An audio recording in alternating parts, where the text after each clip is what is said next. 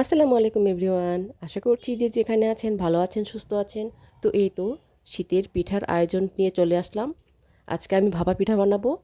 এই তো দেখতে পাচ্ছেন এখানে আমি কিছু চালের গুঁড়ি নিয়ে নিয়েছি, এখানে সামান্য কিছু লবণ দিয়ে দিলাম। আর এর মাঝে এখন দিয়ে দিচ্ছি কুসুম গরম পানি। কুসুম গরম পানি অল্প অল্প করে দিয়ে এভাবে ভালো করে হাত দিয়ে মেখে নেব। এই তো দেখতে পাচ্ছেন ভালো করে মেখে নেওয়ার পরে যে এরকমটা হবে, এরকম মুট করলে যেন শক্ত হয় এবং ঝুরঝুরো করে ভেঙে যায়, দলা পাকানো যায় যেন। এই যে দেখতে পাচ্ছেন এভাবে দলা পাকানোর পরে যদি এভাবে শক্ত হয়ে থাকে তাহলে বুঝবেন আপনার পানি মেশানোটা একদম হয়ে গিয়েছে। এই তো আমার এটা ভালোভাবে মেশানো হয়ে গিয়েছে। এখন এটাকে এই যে এরকম একটু ঝাঁঝরিতে, এটা চালনি বলে, এভাবে চেলে নেব। এই যে এরকম মিহি দানার মতো হয়ে পড়বে। এই চেলে নেওয়াটা অনেকটাই জরুরি। এটা যত ছোট ছোট দানা পড়বে পিঠেগুলো দেখতে আপনার তত সুন্দর হবে।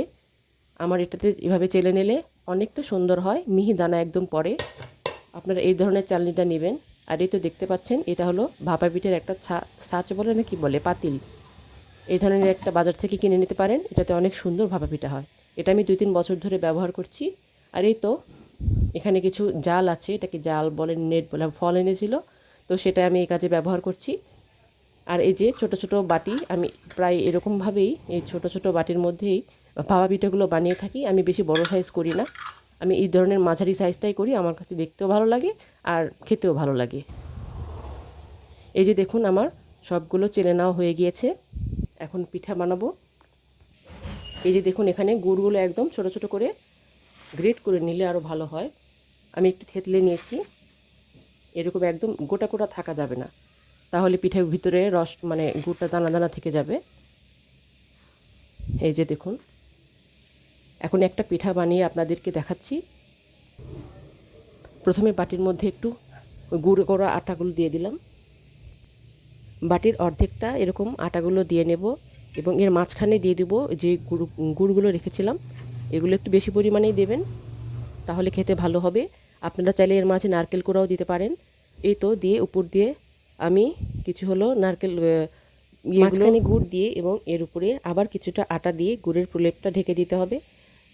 এই তো দেখতে পাচ্ছেন গুড়গুলো আমি কীভাবে রেখেছি, সেটা আপনাদেরকে একটু আবার দেখাচ্ছি এবং আরেকটা বানিয়ে দেখাচ্ছি। সামান্য একটু আটা এভাবে বাটিতে ছড়িয়ে নেব, এর মাঝখানে একটু বেশি পরিমাণে এখান থেকে গুড় দিয়ে দেব। এই যে এখানে একটু বেশি পরিমাণে দিয়ে দেব, সাথে নারকেল কোড়া দিলে মজা হয় আরও। আজকে আমার কাছে নারকেল কোড়া ছিল না, যার কারণে আমি দিয়ে নাই।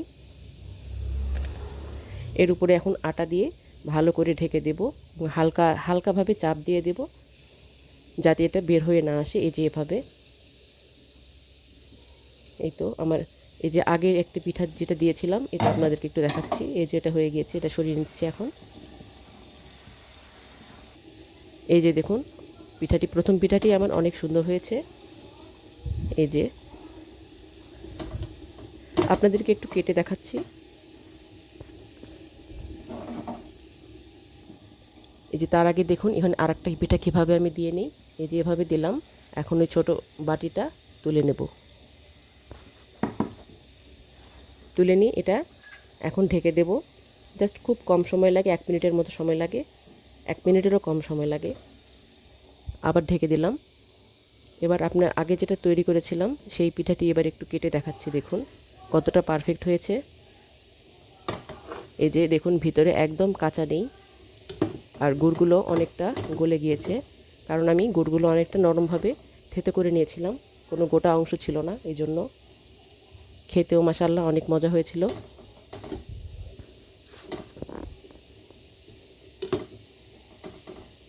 আপনারা বাসায় ট্রাই করবেন। আর এই তো দেখুন আমার পিঠেগুলোর ফাইনাল লুক। আমি অনেকগুলো পিঠা বানিয়েছি, আপনাদের সাথে এই কটা শেয়ার করলাম। আশা করছি আজকের ভিডিওটি আপনাদের কাছে ভালো লাগবে। ভালো লাগলে একটি লাইক, কমেন্ট, শেয়ার করে দেবেন। আর আপনারা বাসায় কে কোন পিঠা বানিয়ে খেলেন কমেন্ট করে আমাকে জানাতে পারেন। আজকের মতো এই পর্যন্তই। আল্লাহ হাফেজ।